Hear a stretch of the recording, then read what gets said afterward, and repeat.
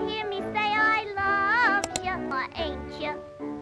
Boop-Oop-a-Doop. Betty Boop wasn't just a cartoon character. She was a jazz-age rebellion wrapped in pre-code controversy, rotoscoped chaos, and pure animated madness that nearly broke every rule Hollywood had. One lawsuit, it threatened to destroy her entire existence. One dance sequence, it required filming real people in secret studios. And one censorship battle, let's just say, the moral guardians weren't part of Betty's original plan. What's in Boop-Oop's face? My weakness now. These are 40 weird facts about Betty Boop's peak year, 1933. But wait until the end, because the bonus fact, it's about how one animator's solo obsession created animation history. Time to step into the jazz club. Betty's about to show you 1933. She's married to Roger Rabbit. Yeah. What a lucky girl. Fact 1, the solo animation marathon. Oh dear, oh dear. In 1933, Roland Doc Crandall embarked on an impossible mission. Animate Snow White almost entirely by himself over grueling months. While other studios employed teams, Crandall worked in isolation, creating frame after frame of Betty's fairy tale adventure. His solo dedication produced one of animation's most celebrated shorts, proving that individual artistic obsession could compete with factory-style cartoon production methods that dominated the industry. Fact 2, the rotoscope revolution. All right. Come here, sit on my lap and I'll tell you a story. Cab Calloway's hypnotic dance moves were secretly filmed, then rotoscoped into Coco the Clown's ghostly performance in Snow White to St. James Infirmary. This revolutionary technique captured real human movement with supernatural precision, blending live-action fluidity with cartoon impossibility. The process required filming Calloway in costume, then tracing his movements frame by frame, creating animation that felt both familiar and otherworldly to audiences experiencing this technical magic. Fact 3, the National Film Registry destiny. Something about a soldier, something about a soldier, something about a soldier. Snow White would later achieve immortality by joining the National Film Registry and appearing on top cartoons lists across decades. What seemed like another Betty Boop adventure in 1933 actually represented animation artistry that scholars would recognize as culturally significant. The short's preservation in America's most prestigious film archive validated Fleischer Studios' innovative approach, proving that cartoon creativity could achieve the same historical importance as live-action cinema masterpieces. Fact 4, the public domain circulation. And like a poor Cinderella. Many 1933 Betty Boop prints circulate today in public domain compilations, making her peak year accessible to modern audiences worldwide. Copyright complexities from the era created an unexpected legacy. Contemporary viewers can legally watch Betty's greatest adventures without restrictions. This accidental preservation democratized classic animation, allowing new generations to discover pre-code Betty through legitimate channels, while studios lost control over their most valuable animated assets from this revolutionary year. Fact 5, the live-action animation fusion. Several 1933 shorts mixed live action and animation, a signature Fleischer technique that distinguished their work from competitors like Disney. Morning, Noon, and Night opened with real violinist David Rubinoff performing before transitioning into cartoon chaos. This hybrid approach created unique viewing experiences where reality seamlessly transformed into imagination, establishing visual storytelling methods that would influence animation for decades while showcasing Fleischer's willingness to experiment with medium boundaries. Fact 6, the year-long production schedule. I'm sorry, I didn't obey. Please help me. The 1933 run spanned from January 6th with Kerchoo to December 1st with Parade of the Wooden Soldiers, maintaining relentless monthly production schedules. Fleischer Studios operated like an animation factory, delivering Betty Boop adventures with clockwork precision while maintaining creative quality. This industrial approach to cartoon production required coordinating voice actors, musicians, animators, and technical staff in perfect synchronization, proving that artistic creativity could thrive within commercial manufacturing constraints that demanded consistent output. Fact 7, the musical guest integration. Hello, Scary. Come on The 1933 shorts featured packed music guest crossovers including Cab Calloway, Don Redman, and David Rubinoff, transforming Betty's world into a jazz-age variety show. Each musician brought authentic performance energy that elevated cartoon entertainment beyond typical animated fare. These collaborations required complex coordination between recording sessions and animation production, creating multimedia experiences where cartoon characters shared screen time with real performers, establishing templates for celebrity cartoon cameos. Fact 8. The Franz von Suppe classical reference.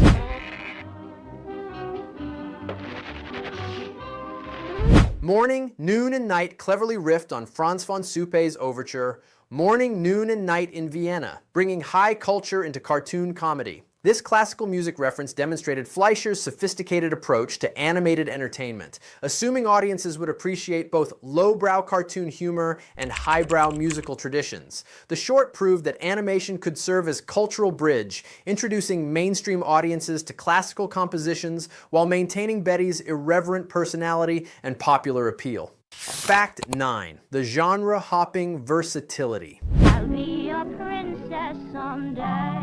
Cinderella! Across 1933, Betty shifted roles constantly. Hostess, inventor, fairy tale captive, partygoer, showing a series that hopped genres week to week with fearless creativity. Unlike contemporary cartoons that maintained consistent character roles, Betty's adventures embraced narrative flexibility that kept audiences guessing about her next incarnation. This genre-hopping approach allowed writers to explore different storytelling possibilities while maintaining Betty's essential personality, proving that cartoon characters could be vehicles for unlimited creative expression. Fact 10. The dual voice actress system. I can never play. Mae Questel was the best-known Betty voice throughout 1933, but Bonnie Poe also voiced Betty that year and even portrayed her in live-action performances. This dual actress approach provided production flexibility while maintaining character consistency across different media appearances. Both women brought distinct interpretations to Betty's personality, with Questel emphasizing the sultry, jazz-age flapper, while Poe contributed theatrical stage presence that enhanced Betty's variety show appearances and promotional events. Fact 11. The critical consensus masterpieces. Holy smack! Critics and fans routinely rank Snow White and the Old Man of the Mountain among Betty's absolute best adventures, representing 1933's creative peak. These shorts achieved rare critical acclaim in an era when cartoons were typically dismissed as disposable entertainment. Their artistic recognition validated animation as legitimate artistic medium capable of sophisticated storytelling, complex characterization, and technical innovation that rivaled any contemporary entertainment form while maintaining mass audience appeal. Fact 12. The villain voice performance. In The Old Man of the Mountain, Cab Calloway provided both singing voice and villainous characterization for the title antagonist, creating memorable musical menace. Calloway's distinctive vocal style transformed the mountain villain into unforgettable character whose musical numbers drove the narrative forward. This performance integration demonstrated how celebrity musicians could enhance cartoon storytelling beyond simple cameo appearances, contributing essential character development while showcasing their unique artistic talents. Fact 13. The rotoscoped villain choreography.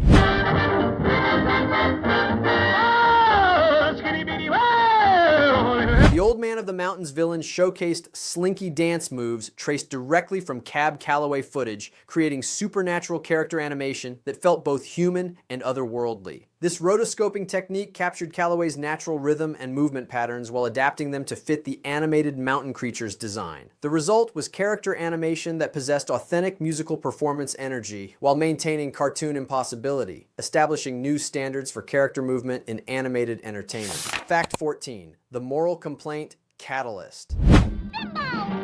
Bunko!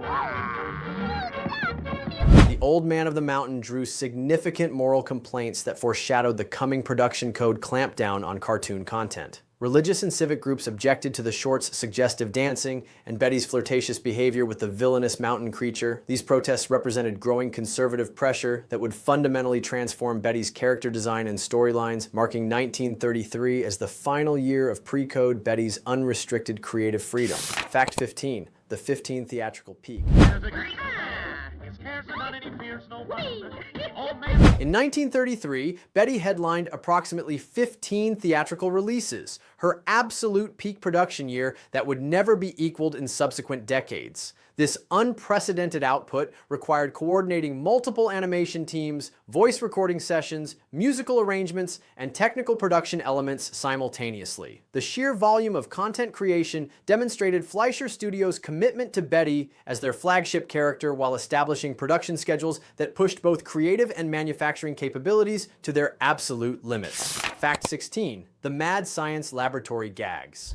Keep a little song handy wherever you go, and nothing can ever go wrong. Betty Boop's penthouse featured elaborate mad science gags where Betty defeated a laboratory-grown monster using flower spray, transforming the creature into a beautiful blossom. These sequences showcased Fleischer's love of transformation comedy while exploring themes of beauty, conquering monstrosity through unexpected means. The chemical laboratory setting allowed animators to experiment with morphing effects and surreal visual storytelling that pushed cartoon physics beyond realistic boundaries into pure imagination territory. Fact 17. The chemical transformation sequences.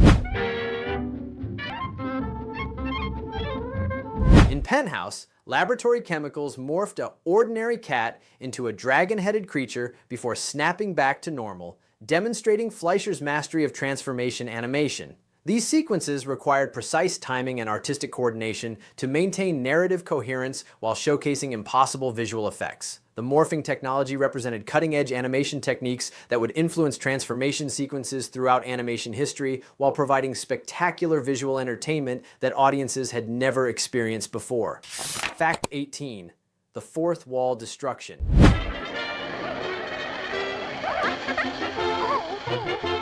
Mother Gooseland broke conventional storytelling boundaries as characters literally leaped off book covers into Betty's real bedroom, destroying the separation between fictional narrative and cartoon reality. This metafictional approach predated modern fourth wall breaking techniques by decades, showing Fleischer's willingness to experiment with narrative conventions. The sequence required complex animation coordination to maintain visual consistency while transitioning between different reality levels within the same short. Fact 19. The giant spider rescue sequence. Eating your curds and whey! Down came a spider and sat down beside her. Mother Gooseland unleashed a terrifying giant spider during a frantic rescue sequence that pushed cartoon adventure into genuine thriller territory. The spider's design and movement created genuinely suspenseful moments that balanced entertainment with mild horror elements suitable for family audiences. This sequence demonstrated how cartoon animation could generate authentic emotional responses, including fear and tension, while maintaining the medium's inherent safety and fantastical impossibility that reassured viewers.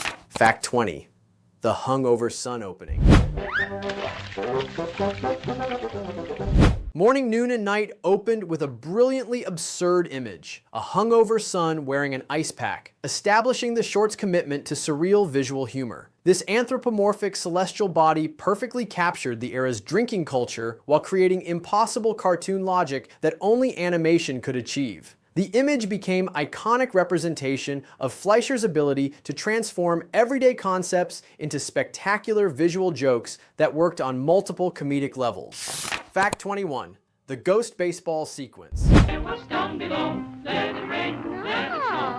I Heard staged an elaborate ghost baseball game using a bomb for a ball, creating sports entertainment that only cartoon physics could make possible. This sequence combined America's favorite pastime with supernatural elements and explosive danger, resulting in comedy that appealed to sports fans while maintaining Betty's surreal entertainment style. The impossible sports action demonstrated how animation could reinvent familiar activities through pure imagination and comedic exaggeration. Fact 22. The corn typewriter invention.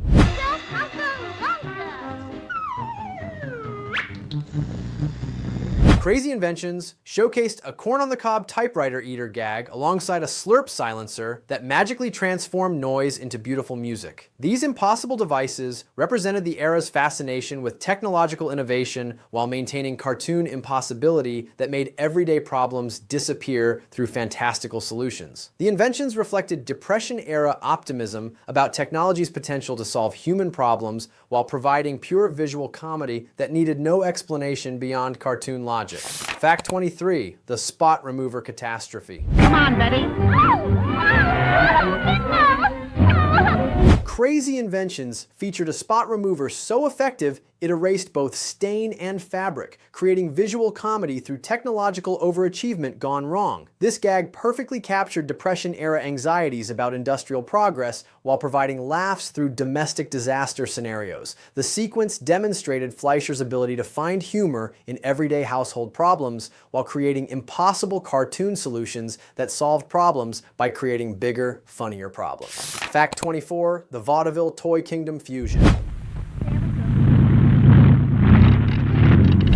Parade of the Wooden Soldiers brilliantly blended vaudeville-era march music with Toy Kingdom coronation ceremonies, crowning Betty Queen of an animated wonderland. This combination created nostalgic entertainment that appealed to adult memories while providing fantasy escapism for children. The sequence required coordinating Leon Jessel's classical march composition with elaborate toy animation that brought inanimate objects to life through pure cartoon magic. Fact 25. The Helen Kane lawsuit shadow. And o'er the ocean, boop-oop-a-doop, it's a song for harmony. The Helen Kane Boop-Oop-a-Doop lawsuit spanning 1932 to 1934 hovered ominously over Betty's peak year, threatening her entire existence with legal destruction. Kane claimed ownership of Betty's signature catchphrase and performance style, creating courtroom drama that could have ended the character's career permanently. This legal battle represented broader questions about intellectual property, performance ownership, and celebrity rights that would influence entertainment law for decades while casting uncertainty over Betty's future. Fact 26. The Lillian Friedman breakthrough. Animator Lillian Friedman rose prominently on the Betty Boop animation team, becoming among the first credited women animators in major US studio production. Her contributions broke significant gender barriers in animation industry that had been almost exclusively male-dominated since its inception. Friedman's success on Betty's team demonstrated women's artistic capabilities while paving the way for future female animators who would transform the industry's creative landscape. Fact 27. The Bimbo farewell performance. If I had my way, I do. I Heard marked Bimbo, the dog's final theatrical appearance alongside Betty, ending a creative partnership that had defined her early adventures. This farewell represented significant creative transition as Betty moved toward independent adventures without her canine companion's support. Bimbo's departure allowed Betty to develop stronger individual character identity while reflecting changing audience preferences for different types of animated entertainment that emphasized character over ensemble comedy. Fact 28. The Mother Goose transformation ending.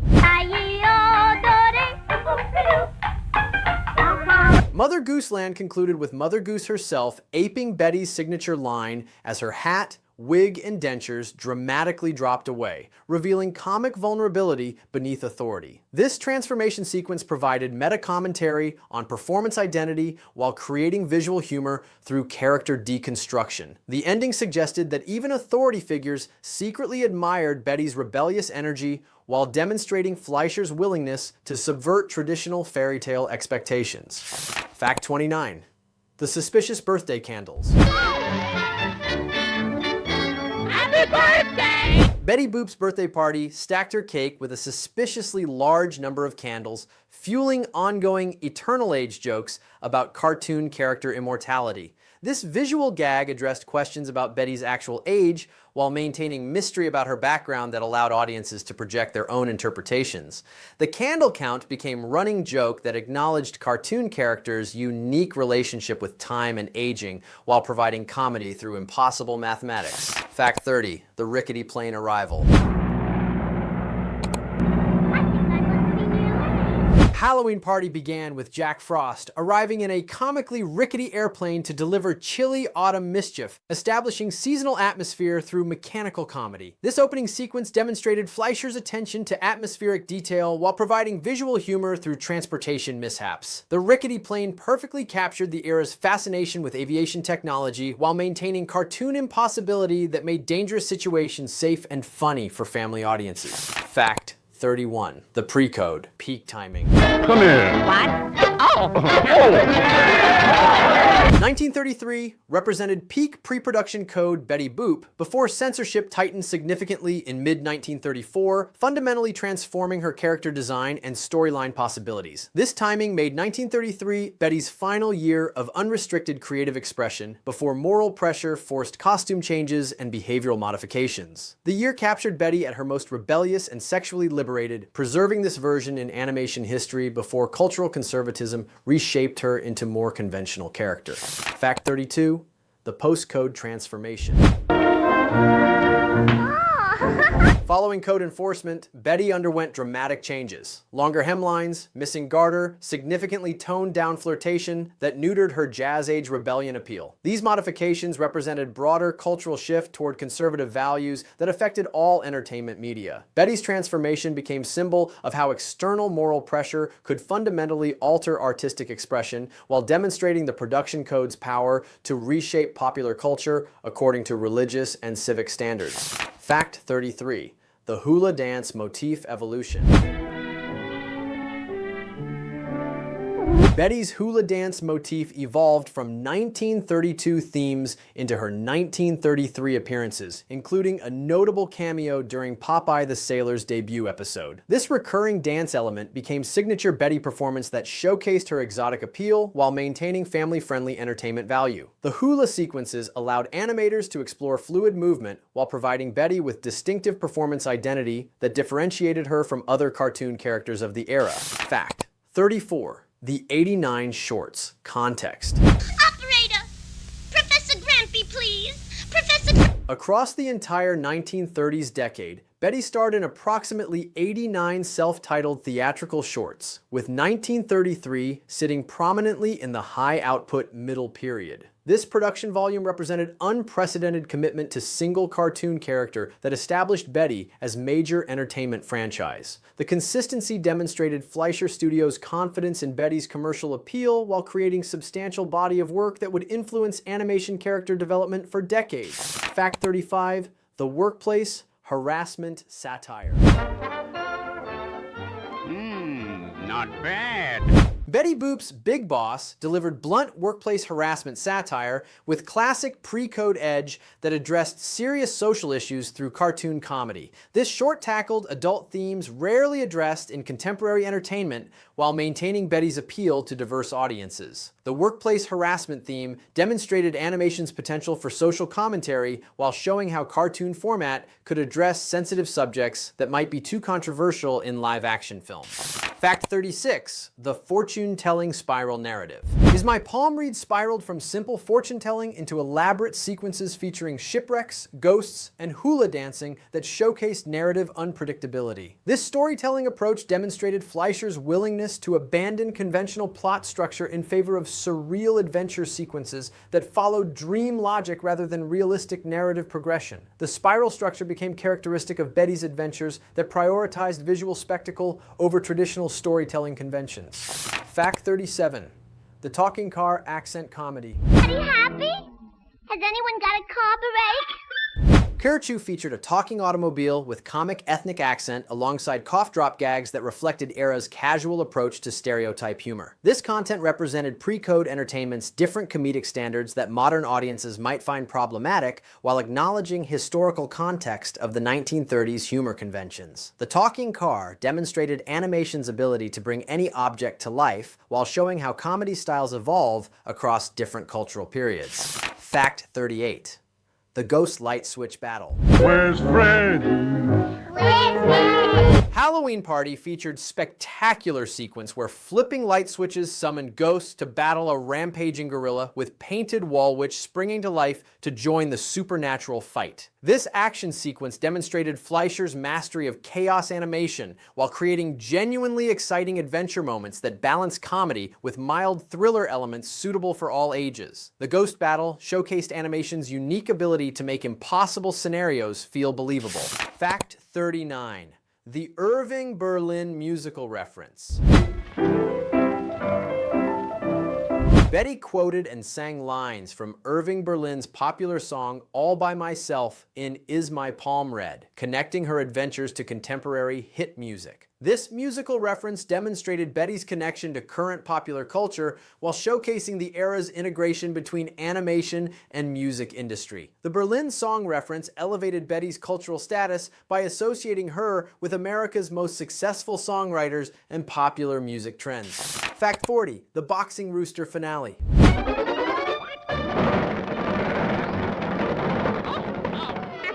Morning, noon, and night concluded with a sickly rooster wearing boxing gloves defending other birds in surreal combat sequence that combined illness, sports, and animal anthropomorphism. This ending demonstrated Fleischer's commitment to unexpected narrative conclusions that prioritized visual humor over logical story resolution. The boxing rooster became a memorable image that captured the studio's approach to cartoon comedy through impossible character combinations and absurd situation development. Bonus fact: the solo animator's masterpiece. Here's the bonus fact that explains everything. Roland Doc Crandall's solo animation work on Snow White proved that individual artistic obsession could create animation history that would outlast factory-produced cartoons by decades. While major studios employed teams of animators working assembly line style, Crandall spent months alone, crafting every frame of Betty's fairy tale adventure with personal dedication that infused each movement with individual artistic vision. His solo approach captured performance nuances and character subtleties that team animation often missed. Snow White's eventual inclusion in the National Film Registry validated Crandall's belief that animation deserved the same artistic respect as any other creative medium. His work proved that cartoon creation was legitimate art form worthy of museum preservation and scholarly study. The short succeeded because it combined technical innovation with personal artistic vision,